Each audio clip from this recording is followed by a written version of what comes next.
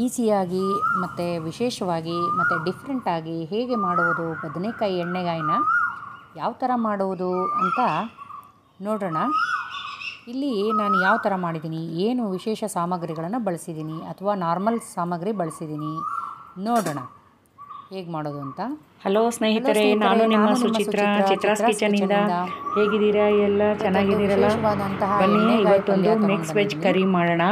ಹೇಗೆ ಮಾಡೋದು ಅಂತ ಇವಾಗ ಕಿಚನ್ಗೆ ಹೋಗಿ ಅಂತ ನೋಡೋಣ ಬನ್ನಿ. ಈಗ ನಾನು ಇಲ್ಲಿ ಬದನೆಕಾಯಿನ ಹೆಚ್ಚಿಟ್ಕೊಂಡಿದ್ದೀನಿ, ಮಸಾಲೆ ಕೂಡ ರೆಡಿ ಮಾಡಿಟ್ಕೊಂಡಿದ್ದೀನಿ. ಬಟ್ ಮಸಾಲೆ ಹೇಗೆ ರೆಡಿ ಮಾಡೋದು ಅಂತ ತೋರಿಸ್ತೀನಿ. ಮಾಮೂಲಿಯಾಗಿ ಎಣ್ಣೆ, ಸಾಸಿವೆ, ಜೀರಿಗೆ ಹಾಕ್ಕೊಂಡು ಈರುಳ್ಳಿ ಹಾಕ್ಕೊಂಡು ಒಗ್ಗರಣೆ ಮಾಡಿಕೊಂಡು ಅದಕ್ಕೆ ನಾವು ಈ ಥರ ಬದನೆಕಾಯಿನ ಈ ಥರ ನಾವು ಪ್ಲಸ್ ಮಾರ್ಕಲ್ಲಿ ಹೆಚ್ಚಿಟ್ಕೋಬೇಕು. ಇದು ನೋಡಿ ಕಡಲೆಬೀಜ, ಒಂದು ಬೌಲು ಕಡಲೆಬೀಜ ಹುರಿದು ತರಿಯಾಗಿ ಪೌಡ್ರ್ ಮಾಡಿ ಇಟ್ಕೊಂಡಿದ್ದೀನಿ ಒಂದು ಬೌಲಲ್ಲಿ. ಸ್ವಲ್ಪ ತರಿಯಾಗಿರಲಿ, ತುಂಬ ನುಣ್ಣಗಾಗಬಾರ್ದು. ಇದು ಒಣಕೊಬ್ಬರಿ ಪೌಡ್ರು. ಈ ಒಣಕೊಬ್ಬರಿ ಪೌಡ್ರನ್ನು ಕೂಡ ಒಂದು ಬೌಲ್ ಹಾಕೋತಾ ಇದ್ದೀನಿ. ಮಿಕ್ಸ್ ಮಾಡಿ ನೋಡಿದ್ರೆ ಗೊತ್ತಾಗುತ್ತೆ ಎಷ್ಟು ಹಾಕಬೇಕು ಅಂತ. ಒಂದು ಬೌಲು ಕಡಲೆಬೀಜದ ಪುಡಿ ಇದ್ದರೆ ಒಂದು ಬೌಲು ಒಣಕೊಬ್ಬರಿ ಪುಡಿ ಇದೆ. ಇದನ್ನೆರಡು ಚೆನ್ನಾಗಿ ಮಿಕ್ಸ್ ಮಾಡ್ಕೊಳ್ಳೋದು. ಮತ್ತು ಪಕ್ಕದಲ್ಲಿ ನಾನು ಹುಣಸೆ ಹಣ್ಣು, ಉಪ್ಪು, ಬೆಲ್ಲ ರೆಡಿ ಮಾಡಿ ಇಟ್ಕೊಂಡಿದ್ದೀನಿ. ರುಚಿಗೆ ತಕ್ಕಷ್ಟು ಉಪ್ಪು ಹಾಕೋತಾ ಇದ್ದೀನಿ. ಆಮೇಲೆ ನೋಡಿ ಬೇಕಾದರೆ ನೀವು ಹಾಕೋಬೋದು. ಇದು ಬೆಲ್ಲ, ಇದು ಹುಣಸೆ ರಸ ತೆಗೆದಿಟ್ಕೊಂಡಿದ್ದೀನಿ. ಮತ್ತು ಈಗ ರೆಡ್ ಚಿಲ್ಲಿ ಪೌಡ್ರ್ ಹಾಕೋತಾ ಇದ್ದೀನಿ. ಖಾರಕ್ಕೆ ತಕ್ಕ ಹಾಗೆ, ಇದು ಬ್ಯಾಡಗಿ ಮೆಣಸಿನ್ಕಾಯಿ ಪುಡಿ ಆಗಿರೋದ್ರಿಂದ ಖಾರ ಕಡಿಮೆ ಇದೆ, ಅದಕ್ಕೋಸ್ಕರ ನಾನು 2-3 ಸ್ಪೂನ್ ಹಾಕ್ಕೊಂಡಿದ್ದೀನಿ. ಮತ್ತು ಇದು ಪಲ್ಯ ಕರಿ ಪೌಡರ್ ಹಾಕೋತಾ ಇದ್ದೀನಿ. ಪಲ್ಯ ಮಸಾಲ ಪೌಡ್ರ್ ಅಂದರೆ ಸಾಂಬಾರು ಪೌಡ್ರಲ್ಲ, ಪಲ್ಯ ಮಸಾಲ ಪೌಡ್ರ್ ಹಾಕೋತಾ ಇದ್ದೀನಿ.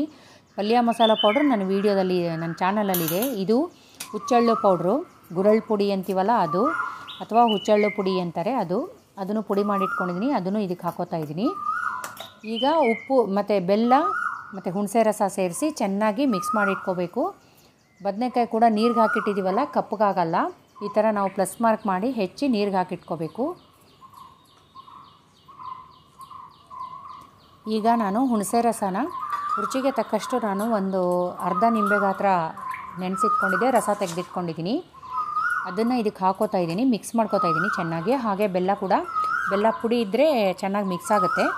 ಬೆಲ್ಲದ ಪುಡಿನ ಚೆನ್ನಾಗಿ ಮಿಕ್ಸ್ ಮಾಡಿಕೊಂಡು ಇದಕ್ಕೂ ಆಮೇಲೆ ಇದಕ್ಕೆ 1-2 ಈರುಳ್ಳಿನ ಸಣ್ಣಗೆ ಕಟ್ ಮಾಡಿ ಇಟ್ಕೊಂಡಿದ್ದೀನಿ ಚಿಕ್ಕದಾಗಿ, ಅದನ್ನು ಇದಕ್ಕೆ ಮಿಕ್ಸ್ ಮಾಡ್ಕೋತಾ ಇದ್ದೀನಿ. ನೋಡಿ, ಇದು ಬೇರೆ ಥರ. ವಿಶೇಷವಾಗಿ ಇವಾಗ ನಾವು ಮಸಾಲೆನ ರುಬ್ಬಿ ಮಿಕ್ಸಿ ಜಾರಲ್ಲಿ ರುಬ್ಬಿ ಮಾಡೋವಂಥದ್ದು ಒಂದು ಥರ ಆದರೆ, ಈ ಥರ ಮಾಡುವಂಥದ್ದು ಒಂಥರ. ಹಸಿ ಕೊಬ್ಬರಿ ಬಳಸದೆ ಒಣಕೊಬ್ಬರಿ ಬಳಸಿಬಿಟ್ಟು ಮಾಡೋವಂಥದ್ದು. ಇದರ ರುಚಿ ಕೂಡ ವಿಶೇಷವಾಗಿ ಬೇರೆಯಾಗಿರುತ್ತೆ. ಮತ್ತು ಮಸಾಲೆ ನೋಡಿ, ಈ ಥರ ಗ್ರೇವಿ ಥರ ಇರೋದಿಲ್ಲ, ಈ ಥರ ಇರುತ್ತೆ, ಗಟ್ಟಿ ಮಸಾಲೆ ಥರ ಇರುತ್ತೆ. ಇದನ್ನು ಚೆನ್ನಾಗಿ ನಾವು ಬದನೆಕಾಯಲ್ಲಿ ತುಂಬಿಟ್ಟು ನೀಟಾಗಿ ಅದನ್ನು ಈ ಎಣ್ಣೆ ಒಗ್ಗರಣೆಯಲ್ಲಿ ಬಿಡಬೇಕು. ಮತ್ತು ಜಾಸ್ತಿ ಬದನೆಕಾಯಿನ ಬೇಯಿಸಬಾರ್ದು. ನೀವು ಚೂರು ಒಂದು 3/4 ಭಾಗ ಬೇಯಿಸಬೇಕು, 1/4 ಭಾಗ ಹಾಗೆ ಬಿಡಬೇಕು. ಆಗ ಟೇಸ್ಟ್ ಬರುತ್ತೆ ಬದನೆಕಾಯಿ.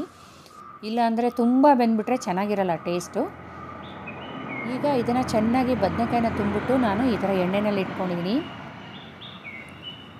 ಈಗ ಆ ಬೌಲಲ್ಲಿ ಮಸಾಲೆ ಉಳಿದಿರ್ತದಲ್ಲ, ಅದನ್ನು ಇವಾಗಲೇ ಹಾಕಬಾರ್ದು. ಒಂದು ಅರ್ಧ ಬೆಂದ ಮೇಲೆ ಹಾಕಬೇಕು ಮಸಾಲೆನ.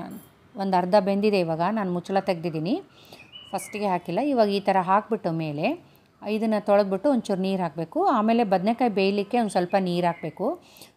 ಸ್ವಲ್ಪ ಹಾಕ್ಕೊಂಡು ಬದನೆಕಾಯಿ ಬೇಯಬೇಕಲ್ಲ, ಅದಕ್ಕೆ ಈ ಥರ ಮಧ್ಯದಲ್ಲಿ ನೀರು ಕೆಳಗಡೆ ಬರೋ ಥರ ಮಾಡಿಬಿಟ್ಟು ನಾವು ತಟ್ಟೆ ಮುಚ್ಚಿ ಇಡಬೇಕು. ಮಸಾಲೆ ಹಾಗೇ ಇರಬೇಕು. ತುಂಬ ಕೈಯಾಡಿದ್ರೆ ಆ ಬದನೆಕಾಯಿ ಒಳಗಿನ ಮಸಾಲೆ ಎಲ್ಲ ಈಚೆ ಬಂದುಬಿಡುತ್ತೆ. ಅದಕ್ಕೋಸ್ಕರ ಈ ಥರ ಮೆತ್ತಗೆ ಕೈಯಾಡಿಬಿಟ್ಟು ಒಂಚೂರು ಬೇಯಕ್ಕೆ ನೀರು ಹಾಕ್ಬಿಟ್ಟು, ನನಗೆ ಗ್ರೇವಿ ತುಂಬ ಇರಲಿ ಅಂದರೆ ರಸ ಇರಲಿ ಅಂತ ನಾನು ನೀರು ಹಾಕ್ಕೊಂಡಿದ್ದೀನಿ. ನಿಮಗೆ ಗಟ್ಟಿ ಬೇಕು ಅಂದರೆ ನೀವು ಅಷ್ಟೇ ಬಿಟ್ಕೋಬೋದು. ಆದರೆ ಬೇಯೋವಾಗ ಸ್ವಲ್ಪ ನೋಡ್ಕೊಂಡಿರಬೇಕಾಗತ್ತೆ, ತಳ ಹಿಡಿದ್ಬಿಡುತ್ತೆ. ನನಗೆ ಈ ಥರ ಗ್ರೇವಿ ಬೇಕು ಅಂದ್ಬಿಟ್ಟು ನಾನು ನೀರು ಹಾಕ್ಕೊಂಡಿದ್ದೀನಿ. ನಿಮಗೆ ಎಷ್ಟು ನೀರು ಬೇಕು ನೀವು ಹಾಕೋಬೋದು. ಇದು ಕುದೀತಾ ಮತ್ತೆ ಗಟ್ಟಿ ಆಗಿಬಿಡುತ್ತೆ, ಅದಕ್ಕೋಸ್ಕರ. ಇವಾಗ ನೋಡಿ, ಮಸಾಲೆ ಹಿಡಿದಿದೆ ಚೆನ್ನಾಗಿ ಬದನೆಕಾಯಿ. ಈಗ ನೀವು ಅದನ್ನು ಒಂದು ಚಾಕು ಚುಚ್ಚಿ ನೋಡ್ಬೋದು ಬೆಂದಿದೆಯಾ ಇಲ್ವ ಅಂತ. ಇವಾಗ ಒಂದು ಸ್ವಲ್ಪ ಟೇಸ್ಟ್ ನೋಡಿಬಿಟ್ಟು ರಸನ, ಉಪ್ಪು ಖಾರ ಏನಾದರೂ ಕಡಿಮೆ ಆಗಿದ್ದರೆ ಹಾಕೋಬೋದು. ನಾವಿಲ್ಲಿ ಇವಾಗ ಟೇಸ್ಟ್ ನೋಡ್ತಾ ಇದ್ದೀನಿ, ಒಂಚೂರು ಉಪ್ಪು ಕಡಿಮೆ ಆಗಿದೆ. ಉಪ್ಪು ಕಡಿಮೆ ಆಗಿರೋದ್ರಿಂದ ನಾನು ಒಂದು ಸ್ವಲ್ಪ ಉಪ್ಪು ಸೇರಿಸ್ಕೋತಾ ಇದ್ದೀನಿ. ಉಪ್ಪು ಸೇರಿಸ್ಕೊಂಡು ಇವಾಗ ಒಂಚೂರು ನೋಡಿ, ಒಂದು ಕುದಿ ಬಂದಿದೆಯಲ್ಲ, ಉಪ್ಪೆಲ್ಲ ಮಿಕ್ಸ್ ಆಗಿದೆ, ರೆಡಿಯಾಗಿದೆ ಬದನೆಕಾಯಿ ಎಣ್ಣೆಗಾಯಿ. ನನಗೆ ಇದನ್ನು ಸರ್ವಿಂಗ್ ಪ್ಲೇಟ್ಗೆ ಹಾಕಿ ಸರ್ವ್ ಮಾಡೋಷ್ಟು ಟೈಮ್ ಇರಲಿಲ್ಲ. ಅದನ್ನು ವೀಡಿಯೋ ಮಾಡೋಕ್ಕಾಗಲಿಲ್ಲ, ಎಲ್ಲ ಅರ್ಜೆಂಟಲ್ಲಿ ಮಾಡಿರೋದ್ರಿಂದ ಆಗಲಿಲ್ಲ. ಸರ್ವಿಂಗ್ ಬೌಲಲ್ಲಿ ನಾನು ನಿಮಗೆ ಒಂದು ಫೋಟೋ ಆಗಲಿ ಏನಾಗಲಿ ನಾನು ತೆಗಿಯೋಕ್ಕಾಗಿಲ್ಲ. ಬದನೆಕಾಯಿ ಎಣ್ಣೆಗಾಯಿ ರೆಡಿಯಾಗಿದೆ. ಈ ಥರ ಮಾಡ್ಕೊಂಡು ನೋಡಿ ಸ್ನೇಹಿತರೆ. ಧನ್ಯವಾದಗಳು. ನನ್ನ ವೀಡಿಯೋ ನೋಡಿ ಸಪೋರ್ಟ್ ಮಾಡ್ತಾ ಇರೋರಿಗೆಲ್ಲ ಧನ್ಯವಾದಗಳು. ಯಾರು ಸಬ್ಸ್ಕ್ರೈಬ್ ಮಾಡ್ಕೊಂಡಿಲ್ಲ ಸಬ್ಸ್ಕ್ರೈಬ್ ಮಾಡ್ಕೊಂಡು ನೋಡಿ ಸ್ನೇಹಿತರೆ. ಬಾಯ್.